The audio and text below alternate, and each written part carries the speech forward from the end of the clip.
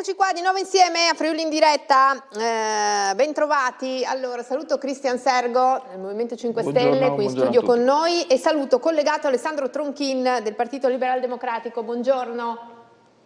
Buongiorno a voi. Ecco, bene, la vediamo e la sentiamo. Allora, io partirei con il tema caldo di oggi, che purtroppo è ancora quello delle rettate, degli sgomberi, delle risse, dei disordini. È appena arrivato in questo momento, diciamo un minuto fa, 12:34, il bollettino della Questura per quanto riguarda la retata, il blitz che ieri ha bloccato via Roma. Ve lo leggo così come lo trovo, insomma.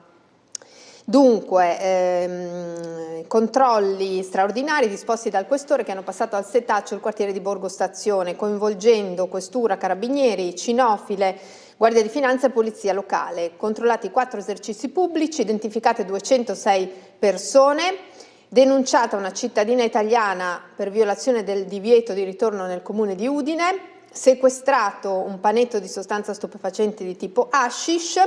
E poi ancora, nei giorni precedenti, attenzione, nella zona del Parco Martiri delle Foibe, dove siamo stati ieri, vi abbiamo documentato la rissa, e Viale Ungheria, hanno anche qui, sono intervenuti in un'attività di spaccio, un pakistano 31enne senza fissa dimora, veniva controllato e trovato in possesso di 2 pezzi di hashish, il bilancino, insomma tutto l'occorrente, non andiamo nei dettagli che ormai li sappiamo, ed è stato arrestato. E poi convalida dell'arresto lunedì, eccetera, eccetera. Sempre nella giornata di ieri, una cittadina udinese preoccupata per le violenze domestiche commesse ai danni di una sua amica al figlio 60enne, questa è un'altra cosa, comunque un'altra attività della Questura di cui vi daremo poi insomma notizia. Ma ecco, quello che ci interessa è che quello che il blitz di ieri insomma ha portato questo spaccio, qualche irregolarità eccetera. Questo succede a Udine, con poi le risse che vi abbiamo anche raccontato nel pomeriggio. A Trieste si chiede nuovamente un'altra attività di sgombero. Andiamo a sentire anche di piazza, così abbiamo il quadro completo tra Udine e Trieste e poi ne parliamo.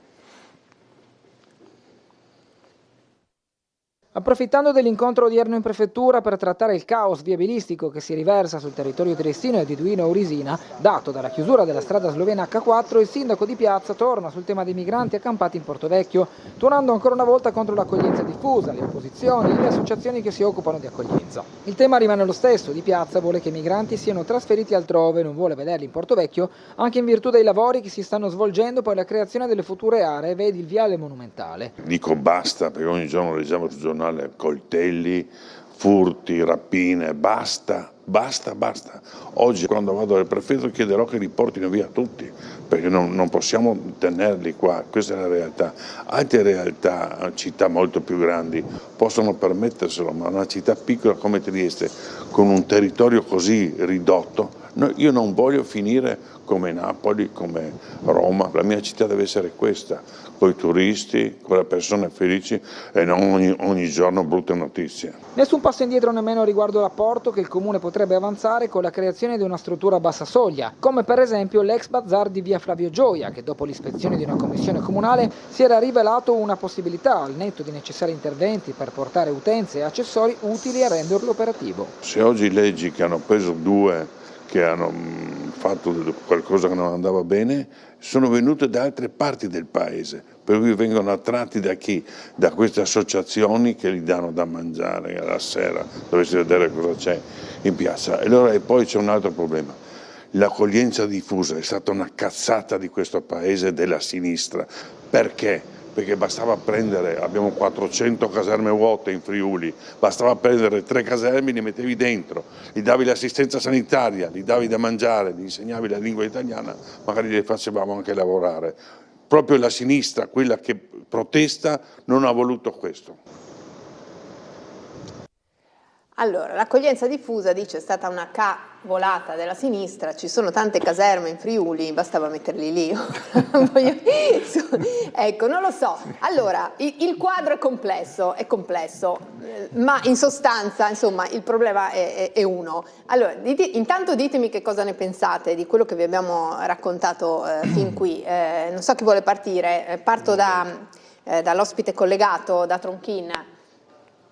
Sì, grazie. Allora, mi verrebbe da dire malcomune mezzo gaudio, perché abbiamo il capoluogo regionale, la seconda città più importante, che hanno due giunte, mettiamola così, di colore politico diverso, ma hanno lo stesso problema, quindi oserei dire che non c'è una parte che ha la soluzione in mano. Tra l'altro mi soffermo soprattutto sulla parte di Trieste, visto che vivo e lavoro qua, e fatalità, da imprenditore, il primo posto dove ho aperto la mia azienda era proprio in uno spazio prospiciente a Piazza Libertà, che è quella davanti alla stazione, ancora nel lontano 2018, e posso dire che dal 2018 a oggi la situazione non è cambiata di un H.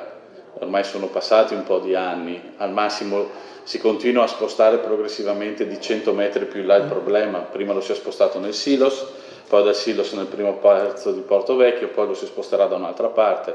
Il sindaco, che ogni tanto ricorda, forse perché è nativo di Aiello, che bisognerebbe portare i richiedenti asilo in Friuli, secondo me se andiamo da Aiello dintorni gli dicono che è meglio che li tenga a Trieste, ma al netto di queste battute, quando è stato sgomberato il Silos ormai 8 mesi fa, c'era l'impegno da parte dell'amministrazione comunale di andare sostanzialmente a creare sulla zona del Carso, vicino a Picina, che c'è uno spazio usato un tempo addietro dagli scout e oggi stato di abbandono, andare a realizzare una struttura che fungesse sostanzialmente da posto dove queste persone, in attesa di identificazione e soprattutto della verifica se hanno i requisiti o meno per essere richiedenti asilo, potevano stazionare, potevano avere delle condizioni igienico-sanitarie oggettivamente migliori di quelle che possono avere stando prima nel Silos e poi nel Porto Vecchio. Nulla è stato realizzato. Allora io sono d'accordo con Di Piazza quando Di Piazza dice che l'accoglienza diffusa non dovrebbe essere gestita da associazioni terze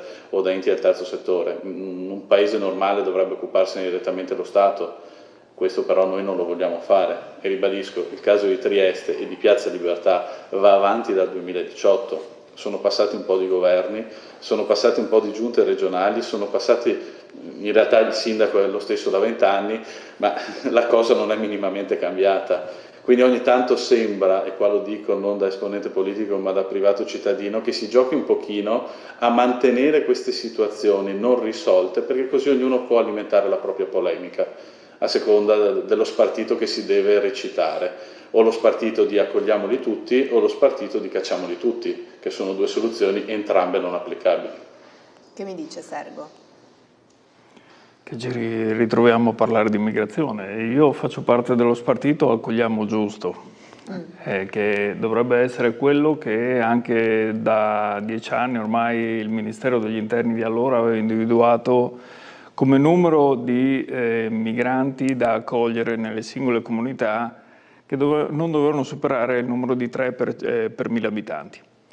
Massimo 3 per 1000 abitanti, quindi da 2,5 a massimo 3 per 1000 abitanti. Ecco, se noi facessimo questo, utilizzassimo questo rapporto, che evidentemente era stato individuato come una accoglienza sostenibile anche per gli enti locali, le regioni, lo Stato stesso, se noi tornassimo a questi numeri non avremmo questi problemi. Prima cosa. Li abbiamo perché evidentemente continuano ad aumentare sia gli sbarchi che gli arrivi per la rotta balcanica, di cui nessuno parla, perché sembra che avendo messo una pattuglia a Schengen che guarda i documenti abbiamo fermato la rotta balcanica come se prima tutti quanti i migranti passassero per la Casa Rossa di Gorizia e quindi dicendo no, siamo clandestini però vogliamo entrare perché non se ne accorgeva nessuno e seguendo le nostre ferrovie fino in Friuli, siamo di fronte all'ipocrisia. Io giustamente prima si accennava a chi ha interesse politici, evidentemente per alimentare determinate polemiche. Secondo me qui alla base di tutto ci sono altri interessi che non sono politici ma che evidentemente iniziano a diventare economici, che non si vuole andare a toccare quella che è effettivamente la problematica dell'accoglienza per non intaccare determinati interessi economici di chi la sta gestendo in un certo modo. Questa è la verità. Perché fare accoglienza diffusa evidentemente costa di più in generale a tutti rispetto a metterli tutti in una caserma, tenerli là in 700 dove fai economia di scala.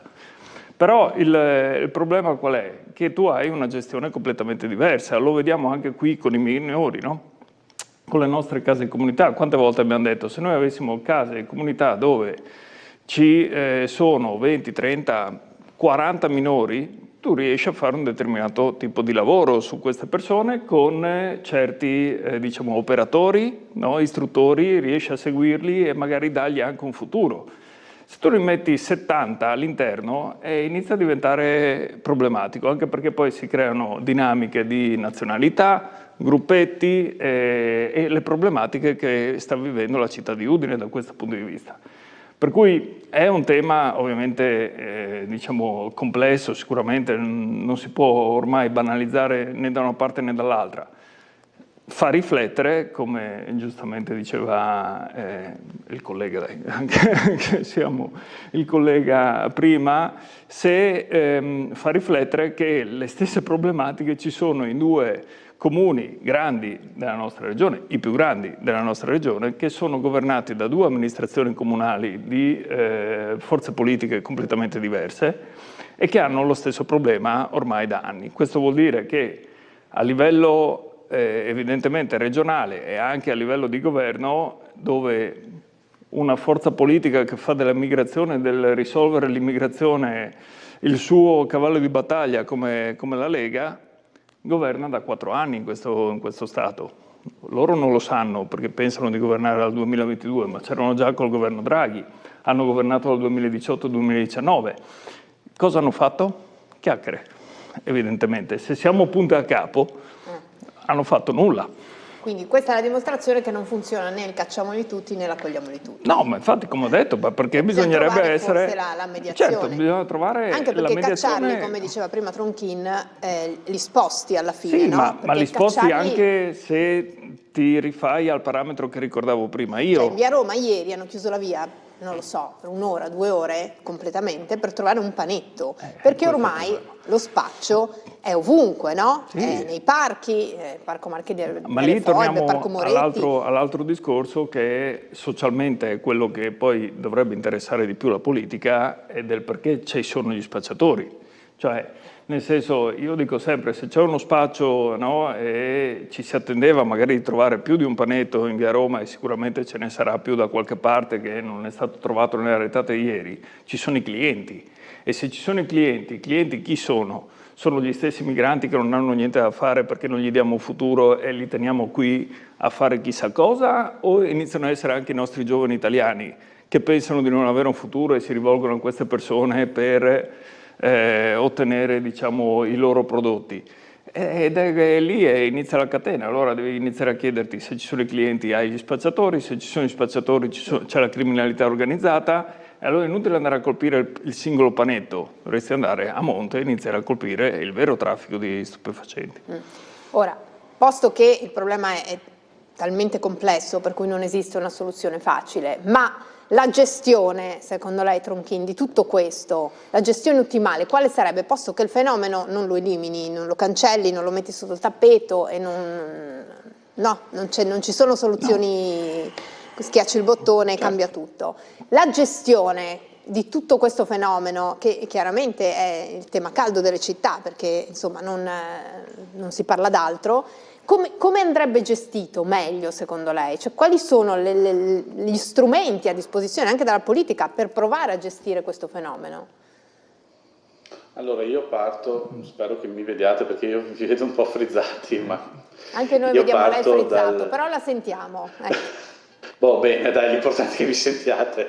No, stavo dicendo, sono d'accordissimo con lei, ha detto una cosa molto giusta, non si può avere la bacchetta magica e se questo tema ce lo portiamo dietro ormai da anni, noi essendo regione di confine ovviamente per quanto si possa provare a riallocare, o si risolvono i problemi all'origine, ovvero i paesi attraverso cui la rotta balcanica si snoda, quindi partendo dalla Turchia e salendo, perché è inutile fare grossi giri di parole, e là deve intervenire, possono intervenire i comuni, non è che può intervenire una regione, o difficilmente il problema, mettiamolo così, in sede di afflusso potrà essere cambiato. Per quanto riguarda le città, allora io mi sento di dire che forse sarebbe il caso che un po' tutti, di nuovo tornando a parlare in maniera molto concreta, si partisse togliendo gli slogan, cioè diciamocelo con franchezza. Io spesso e volentieri vado a fare benzina in Slovenia e quando rientro, sinceramente, da anni ormai 3 anni che è stato sospeso Schengen, io sarei proprio curioso di vedere quante sono le auto o i camion o i passeur che effettivamente vengono fermati ai valichi primari e quanti sono i controlli che devono essere fatti. Però quelli comunque impegnano forze dell'ordine che forse invece, parlo del territorio di Trieste, invece di lasciarle a Fernetti o negli altri valichi primari, forse tenerli in città sarebbe più utile in affiancamento a quelli che sono le forze, i vigili urbani. E poi dall'altra parte, che ovviamente non c'entra niente col tema dell'immigrazione, però col tema della microcriminalità secondo me c'entra molto, e dovremmo iniziare anche a parlare, ad affrontare un po' il tema delle baby gang, molte delle quali non sono fatte esclusivamente da immigrati o immigrati di seconda o di terza generazione, ma anche da ragazzi e ragazze, in alcuni casi perfettamente italiani. Questo è un tema che tiriamo fuori ciclicamente, magari per irriderlo, perché basta dire il Maranza, cose del genere, ma non affrontiamo le ragioni che creano quei disagi, che creano quella che de facto è microcriminalità, del tutto uguale a quella degli spacciatori o altro, perché quando ci sono ragazzini, parlo di fatti accaduti qua a Trieste, ma penso che a Udine non sia molto diverso, ragazzini di 14 o 15 anni che girano con coltelli a serramanico per la città, questo non è una cosa normale e non c'entra niente l'immigrazione. C'entra il fatto che purtroppo, come dicevo prima nel caso di Piazza Libertà, un po' tutti gli operatori della politica, ma soprattutto i 2 principali schieramenti che si alternano ciclicamente nel governo delle nostre amministrazioni, si sono ormai trincerati dentro degli slogan, quelli che dicevo prima, ovviamente semplificando, la sicurezza facile o l'accogliamoli tutti.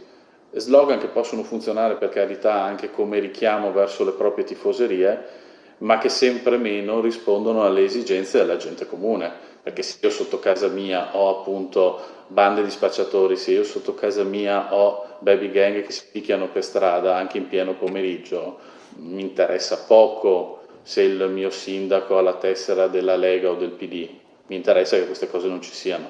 Quindi torno a dire, la prima cosa è uscire dagli slogan se vogliamo affrontare queste cose che sono molto concrete. È vero. In tema di Schengen c'è anche un comunicato della sinistra italiana che dice basta propaganda sulla pelle dei lavoratori frontalieri, Schengen va immediatamente ripristinato. Che posizione avete su questo? Parto da lei, Tronchin. Ma sono assolutamente d'accordo, cioè, purtroppo anche per la posizione geografica nella quale ci troviamo qua a Trieste è un problema sentito da più di un cittadino italiano e oggettivamente era uscita la polemica, ad esempio, l'anno scorso, durante il periodo estivo, in cui erano gli stessi sindacati della polizia lo scorso anno a Trieste avevano sottolineato la questione che era forse più utile impiegare le forze dell'ordine nei pattugliamenti e nei controlli nelle città piuttosto che nei valichi di confine. Si creano dei problemi oggettivamente ampli a gente che invece deve quotidianamente passare la frontiera e non si risolve il problema, perché se quel filtro risolvesse il problema, essendo là da 3 anni, parlo di Trieste, noi non avremo più regolarmente 1200-2000 migranti che girano per la città. Che mi dice Sergo? No, perfettamente d'accordo, l'abbiamo detto anche noi, credo una settimana fa, anche c'è stato un intervento del senatore Patuanelli che, essendo di Trieste, conosce bene la situazione e di fatto poi la cosa, diciamo, strana quando si tocca questo tema è la reazione dei cittadini che dicono sì, vabbè, allora facciamoli entrare tutti. Però il problema non è facciamoli entrare tutti perché si toglie diciamo Schengen. Come dicevo prima, a parte il fatto che sono abbastanza convinto che i valichi, diciamo quelli controllati, non erano neanche prima le vie d'accesso dei migranti, per cui non si è risolto nulla se non creare disagi effettivamente a chi lavora, ai nostri trasporti e quant'altro. Quindi, ma la dimostrazione del non si è risolto nulla sta proprio nella situazione delle nostre città. Cioè, se dopo 3 anni uno mi avesse detto ok, adesso abbiamo bloccato il valico, siamo a posto, la rotta balcanica non esiste più e non abbiamo più migranti, siamo diciamo, con un numero perfetto da gestire, non abbiamo i migranti al Silos, a Trieste né da nessun'altra parte, allora uno potrebbe avere anche un ripensamento e dire no, forse magari funziona, ma siccome non è così, è evidente che diciamo, si potrebbe tranquillamente superare quello e usare le stesse forze di polizia, anche economiche, per gestire il problema in un altro modo, con un'accoglienza, ripeto, che probabilmente può costare di più a qualcuno, ma fa guadagnare sicuramente meno a qualcun altro, perché, torno a ribadire, fare un'accoglienza diffusa piuttosto che economia di scala, questo comporta, e quindi tutti quanti devono fare un passo indietro per capire che la situazione così com'è non funziona, anche ripristinando ovviamente Schengen, nel senso che lì ci sono problematiche legate effettivamente ai nostri lavoratori e alla nostra economia. Quindi per lei stiamo facendo il doppio danno. La soluzione è l'accoglienza diffusa per lei? Ah, sicuramente. Ma rispetto Di Piazza definiva... ma Di Piazza ovviamente, a parte il fatto che poi ogni città può avere le sue dinamiche, quindi ci possiamo mettere a discutere se il modello che può funzionare a Trieste, che ha funzionato anche per tanti anni con l'accoglienza diffusa in singoli appartamenti a Trieste, che cosa che a Udine praticamente non abbiamo, rispetto a quello che abbiamo a Udine, ovvero vi ricorderete la Cavarzerani, cioè noi ce l'avevamo, avevamo 700 persone all'interno della Cavarzerani, quel modello funzionava? Quando c'erano 700 persone alla Cavarzerani, via Roma era il Rodeo Drive? Beh, questo è il problema. Allora era via Condotti? Cioè, sì, non mi pare che il problema si sia verificato adesso perché abbiamo invece che 700 persone alla Cavarzerani, 400 o quelle che ci sono adesso, no? Quindi ogni città ha magari il suo modello. Quello che, torniamo a ribadire, non è un problema di numeri, è un problema di cosa gli facciamo fare a queste persone. Se pensiamo che siano loro a creare le problematiche di sicurezza di cui stiamo discutendo, perché è ovvio, se ogni volta c'è una rissa tra stranieri, sì, può essere, ma questi stranieri cosa fanno? Durante il giorno vanno a lavorare? Sono quelli che Fincantieri, sono quelli che le nostre industrie anche a Udine vogliono perché non trovano manodopera e quindi chiedono al governo di avere un decreto flussi che abbia, diciamo, che gli dia la possibilità di avere più migranti per poterli utilizzare nelle loro industrie, o è gente entrata clandestinamente che non dovrebbe stare in Italia per definizione, perché ovviamente questo è un altro discorso, se sono clandestini non dovrebbero stare in Italia. Però voi sentite una parola da parte del ministro Piantedosi o anche del suo collega Salvini sui rimpatri? Hanno fatto la grande propaganda sui centri in Albania. Sono serviti a qualcosa? Abbiamo speso 1 miliardo di euro. È servito a qualcosa? Abbiamo risolto il problema? A Trieste ci sono meno persone per strada? Non mi pare, perché dalla testimonianza di chi ci abita... È stato espulso, lo posso dire però, anch'io, quello che ha perché minacciato la passando CISINT, no? dalla stazione, è stato espulso, ma era già sull'aereo, sì. Sì. È stata un'espulsione sul terzo tempo, rapida, che nel sì. calcio, il cartellino rosso a partita finita c'è stato. Ma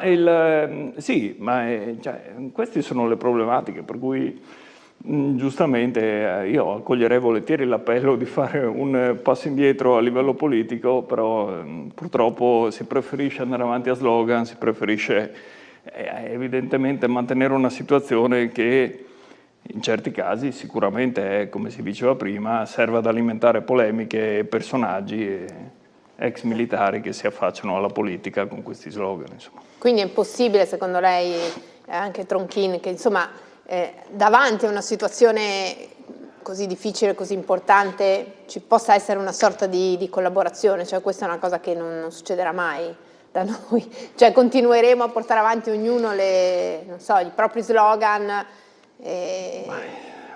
No? Scusate, noi siamo un paese secondo me fantastico nel quale ci diciamo sempre, o meglio crediamo di non avere le capacità per fare le cose, poi però ogni qualvolta siamo messi alle strette, e la nostra storia come paese lo testimonia sempre, e riusciamo a fare cose che solo il nostro non credere di farcela ci bloccava. Il vero problema come italiani è che dobbiamo attendere sempre, purtroppo è il nostro dramma, che l'acqua ci arrivi alla gola per iniziare a camminare, anzi a nuotare, scusatemi.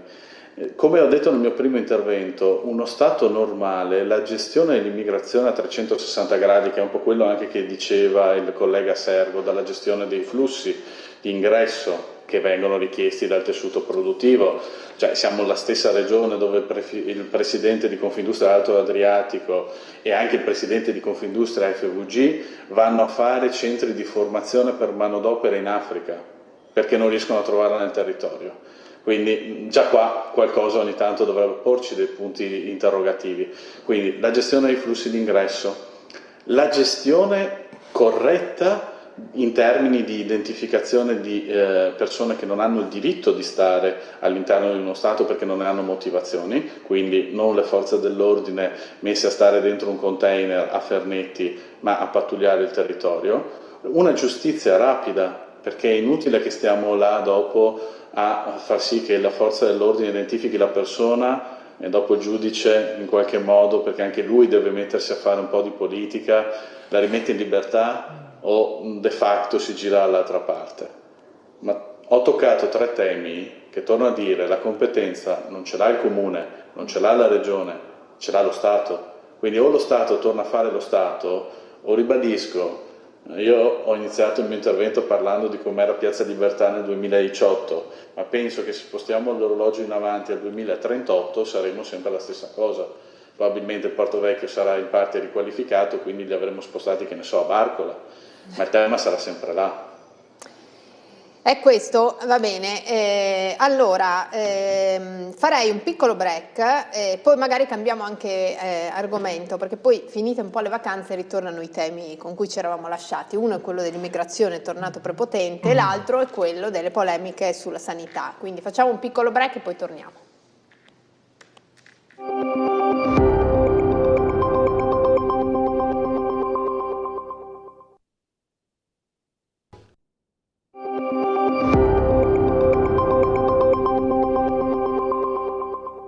Eccoci qua di nuovo insieme a Friuli in diretta. Dunque abbiamo parlato di immigrazione e ora tornano ovviamente caldi i temi della sanità. Succede che l'assessore Riccardi in qualche modo annuncia di voler istituire una nuova figura, l'assistente infermiere, per sopperire in qualche modo alla carenza, insomma, di personale operativo dentro gli ospedali. Risposta dei sindacati abbastanza, insomma, dura, e si dice che praticamente questo è un surrogato a basso costo, quindi una scorciatoia per in qualche modo evitare di pagare le figure professionali. Che ne pensate? Parto da lei, Sergo.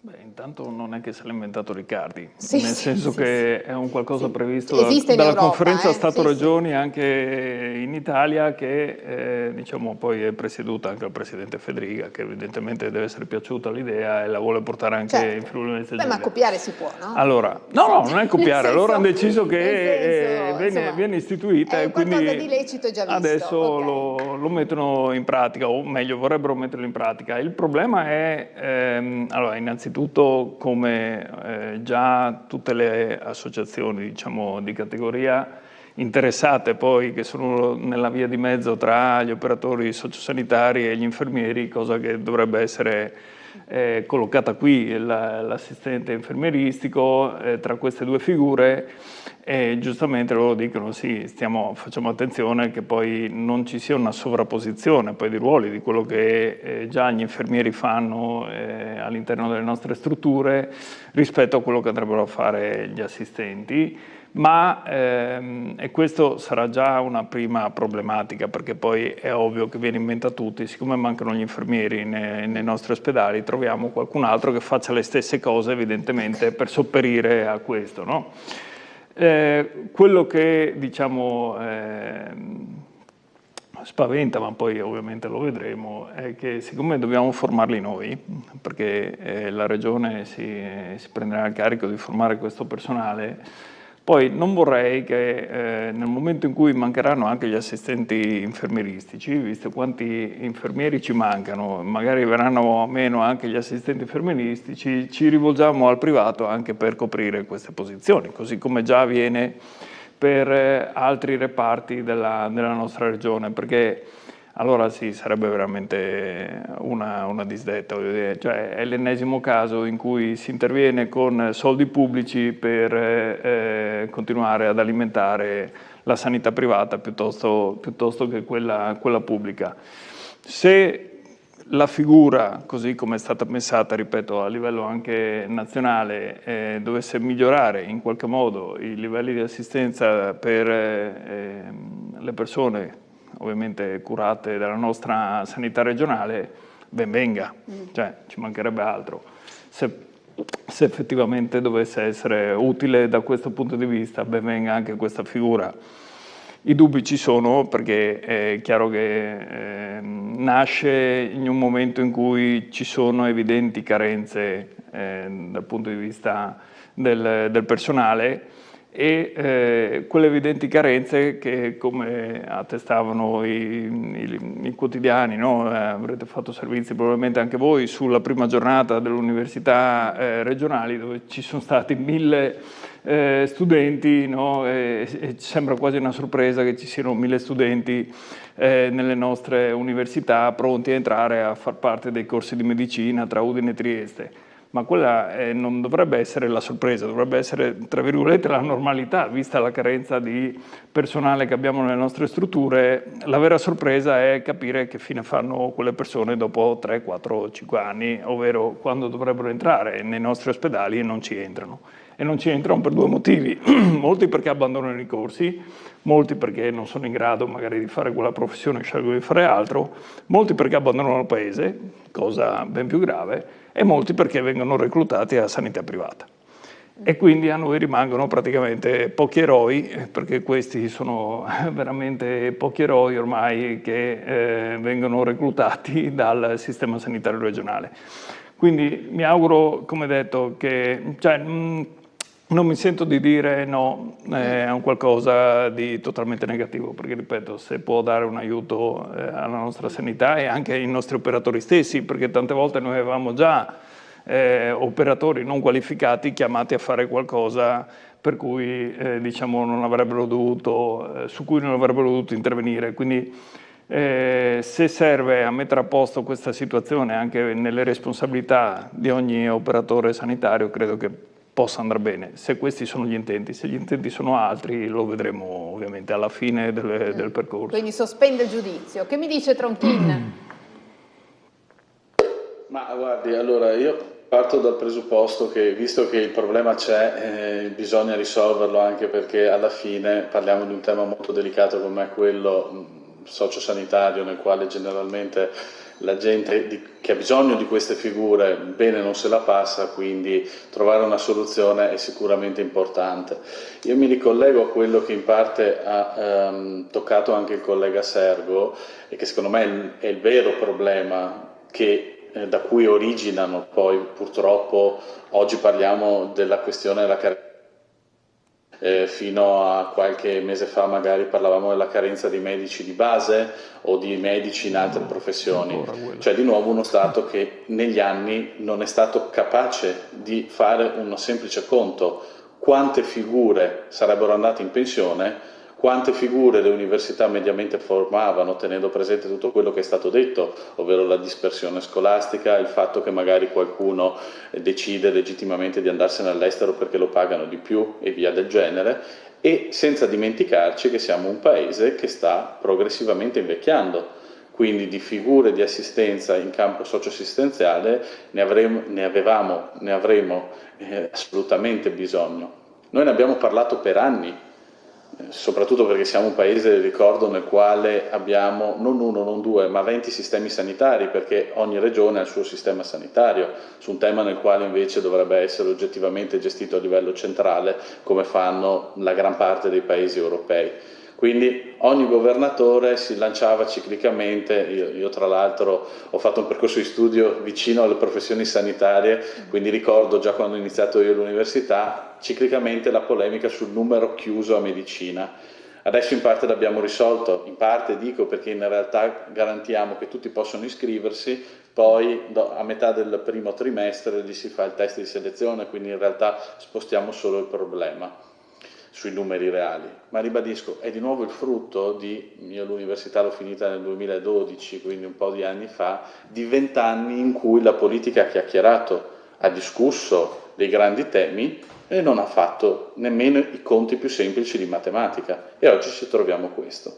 Quindi se la domanda è, di fronte a un problema reale di gente che mediamente sta male o è sola e ha bisogno, cosa facciamo? Non interveniamo? No, si deve intervenire garantendo, giustamente come è stato detto, che queste figure non siano figure che prendiamo così a spot e poi ciao, ma agendo a monte, ovvero a livello della formazione, perché qua da noi adesso parliamo di questa figura, fino a qualche mese fa in Calabria si parlava che la sanità locale aveva necessità dei medici cubani per rispondere alle assenze.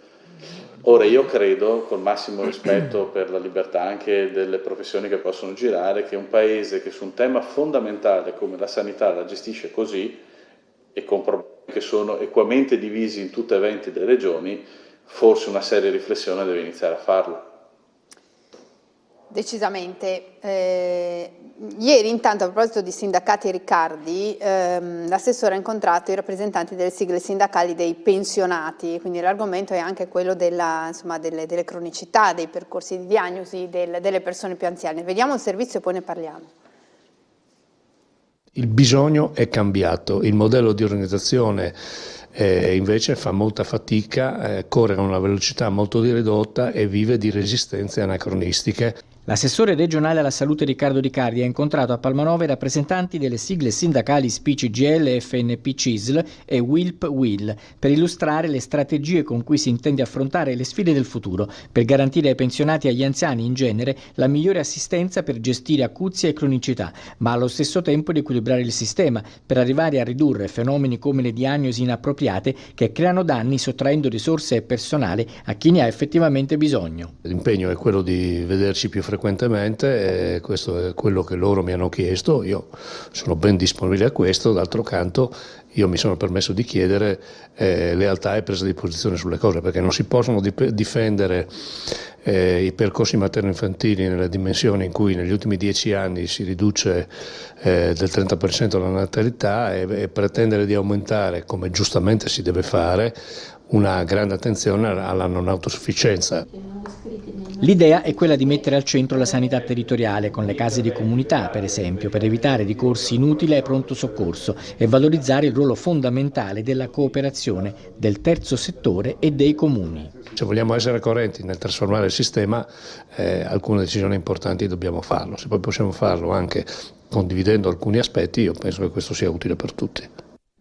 La sanità territoriale. Sì, vabbè, ma... Dica. Dico solo una cosa, perché ovviamente si riferiva ai punti nascita, no? Dove dice bisogna difendere i punti nascita, cioè c'è qualcuno che difende i punti nascita, sì, ma ne ha chiusi 3, cioè forse non lo sa, perché adesso i sindacati gli chiedono di vedersi più spesso, ma è assessore da 7 anni. Cioè non è lì da 7 mesi che dici vabbè sono passati qualche mese, ti abbiamo chiesto un incontro, no, 7 anni sono abbastanza. I punti nascita in questi ultimi 10 anni, ovviamente non solo da questa giunta, sono stati chiusi a Savita al Tagliamento, è stato chiuso alla Tisana, è stato chiuso a Gorizia, per cui si è fatto ovviamente qualcosa da quel punto di vista. Non è che adesso sembra che non si fa nulla perché ci sono i sindacati che protestano. I sindacati protestano perché i lavoratori vengono, subiscono dei trattamenti non sempre degni del lavoro che viene fatto, ma non solo dal punto di vista economico, anche dal punto di vista delle ore che devono affrontare, perché se manca personale bisogna sopperire con altre cose. Il discorso, nascono meno bambini, quindi limito i punti nascita e tento di incrementare invece l'assistenza per anziani, malattie croniche. È stato fatto, ma non è che noi possiamo prendere un pediatra e metterlo a seguire un anziano, perché se è un pediatra è un pediatra. Questo direi di sì. Quindi non è che risolvi così la situazione, la risolvi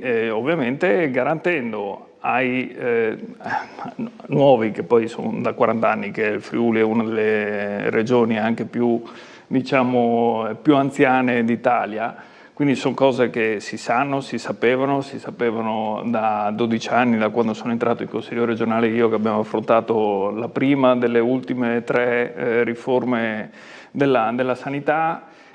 Sono cose che ci siamo sempre detti, è molto importante la prevenzione, cosa che ovviamente dovrebbe essere sempre tenuta in considerazione, quindi non solo la cura finale.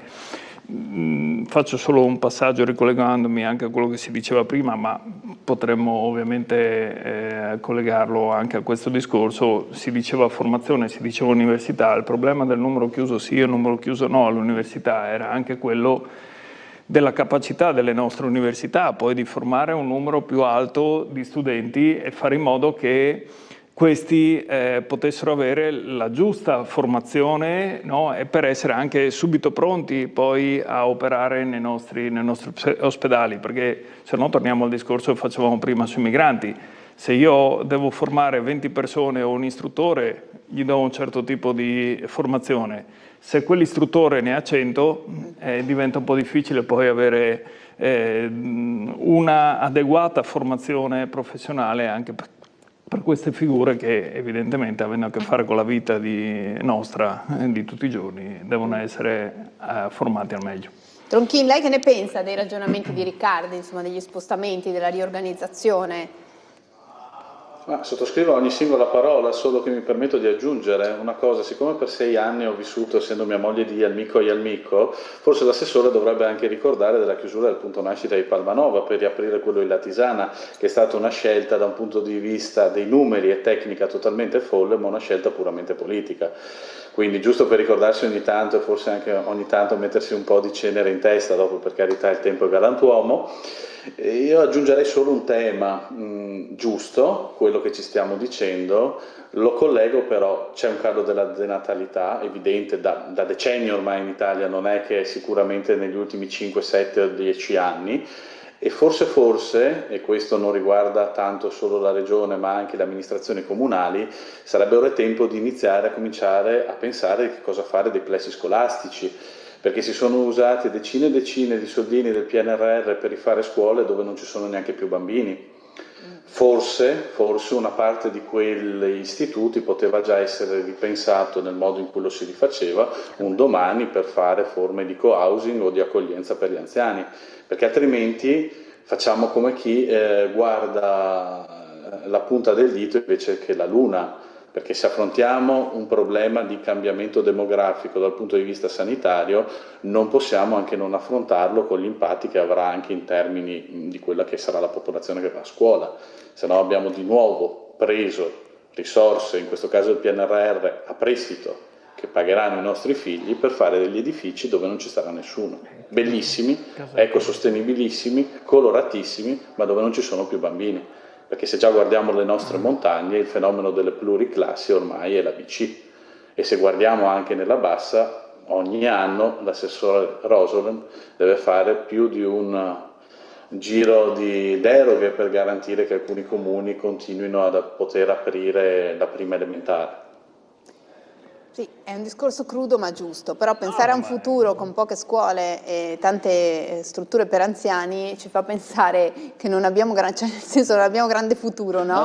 Guardi, nel senso, la moglie che fa l'insegnante. Ha ragione. Purtroppo non è cattiveria, però visto che abbiamo preso in prestito questi soldi e visto che i comuni dall'altra parte ne hanno sempre meno, come ci siamo detti, per garantire la socioassistenza agli anziani, e visto che i nostri paesi si spopolano perché i giovani se ne vanno o stanno da un'altra parte, o proviamo intanto a mettere in sicurezza tutte queste emergenze in maniera organica, o è come avere una nave dove abbiamo 5-6 buchi, ne turiamo uno, ma dagli altri 5 continua a entrare acqua.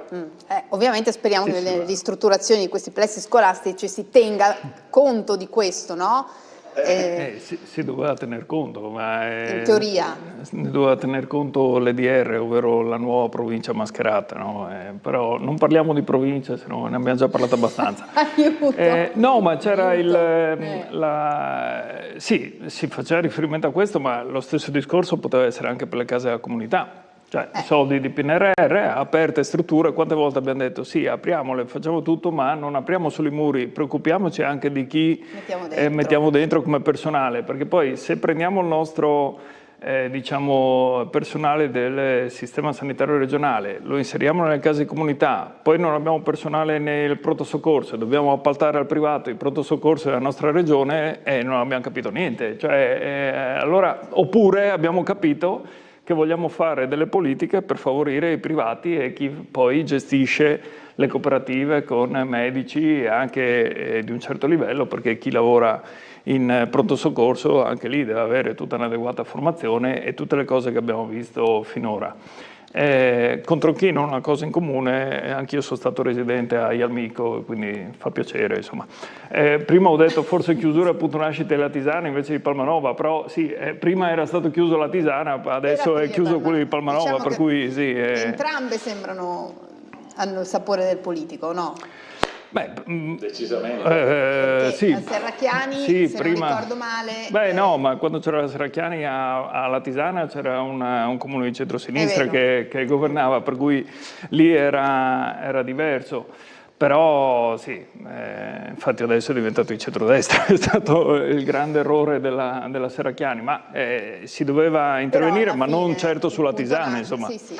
Però alla fine il destino, no? Sicuramente, però ripeto, non è tanto chiudere o aprire un reparto quanto fare un discorso, primo, di sicurezza, sicuramente quello bisogna farlo sempre, però non di sicurezza basata su numeri astratti che ci dicono devono avere almeno 500 parti l'anno, se no non possono aprire, perché allora la cosa che uno dovrebbe fare è chiudere domani mattina il punto nascita dietro il mezzo. Invece con le deroghe, con le richieste ai ministeri e quant'altro, punto nascita dietro il mezzo non lo tocca nessuno, perché giustamente è l'unico presidio che c'è in tutta la nostra montagna. Proviamo a credere che ci siano delle riflessioni serie, no? No, ma bisogna fare delle riflessioni serie, bisogna fare delle decisioni, siamo perfettamente d'accordo, tant'è che quando è stata chiusa Palmanova piuttosto che la Tisana, noi non è che fossimo d'accordo con chiudere Palmanova, però eravamo d'accordo con si mobilitò, anch'io provengo da quel territorio, quindi siamo tutti interessati. Il punto nascita alla Tisana, quindi è vero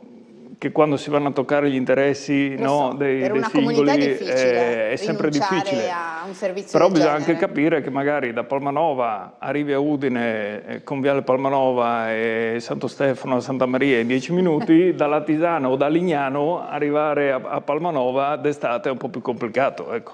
Quindi bisogna fare delle scelte, delle decisioni ponderate. Si sono fatte da quel punto di vista lì, però ripeto, non facciamo passare il messaggio che sui punti nascita nessuno ha fatto niente perché se ne vogliono chiudere altri, perché è evidente che se uno dice dobbiamo pensare ai punti nascita, adesso ne vogliono chiudere altri. Allora sì, dobbiamo anche capire che 3 strutture grandi sono già state chiuse e quindi sì, vediamo cosa si vorrà fare. Politiche che invece aiutino le famiglie a decidere di avere uno più ma quella è la base. Quella è la base, perché come dicevo prima non si può pensare di risolvere il problema sicurezza se non si va a monte, se non si dà alle persone un lavoro, una sicurezza economica, è chiaro che le persone delinquono, cosa fanno per vivere? Cioè è abbastanza normale, è un problema della società e in questo caso è inutile lamentarsi che ci sono pochi figli, dobbiamo fare in modo che la gente, cosa che non avviene da 30 anni, abbia un salario adeguato, che è fermo a 30 anni fa, prima ancora dell'euro, un lavoro, quindi sì, effettivamente qui c'è un problema, perché come dicevo prima, se noi individuiamo gli assistenti infermieristici e gli diamo 1.000 euro al mese, se poi il privato gli fa i contratti di 1.200, secondo lei uno cosa firma? Un contratto con la regione o con un privato di questi tempi? È chiaro che E questi ragionamenti vengono fatti e speriamo che li faccia anche chi di dovere. Chiudiamo con una punta di ottimismo, Tronchin. Come facciamo a come facciamo a non andare incontro all'estinzione? Allora, guarda, di nuovo io torno a dire, allora, innanzitutto sono ottimista per natura, però secondo me dovremmo un pochino ripartire dalle basi, ovvero abbiamo la fortuna di vivere in una regione che ha una potestà legislativa su molti aspetti, molti dei quali ancora non esercitati, e di vivere in un momento storico nel quale le disponibilità economiche di questa regione sono gigantesche, cioè si è fatto un assestamento estivo, cioè una correzione di bilancio da 1 miliardo. Noi abbiamo uno Stato nazionale che ha difficoltà a chiudere i conti e una regione da 1 milione di abitanti che fa un assestamento da 1 miliardo. Quindi diciamo abbiamo più che una base solida, se vogliamo, per impostare un futuro per noi, per i nostri figli. C'ho una bambina di 2 anni e mezzo, quindi sul tema sono molto sensibile, che sia un futuro solido. Bisogna però uscire, secondo me, un po' tutti dalla partigianeria, perché di fronte a questi temi, che sono temi trasversali e che vanno, ribadisco, oltre i confini territoriali della regione, vanno oltre il tagliamento e oltre Muggia, non c'è una soluzione di destra o di sinistra. Vorrei dire che c'è una soluzione di buon senso, però mi sembra di andare troppo sul poetico. Dico che l'unica soluzione può essere il pragmatismo, se si vuole governare, se no si continua con gli slogan. Perfetto, abbiamo fatto una chiacchierata ad ampio raggio. Grazie per essersi collegato ad Alessandro Tronchin del Partito Liberal Democratico e a Cristian Sergo per essere stato qui con noi.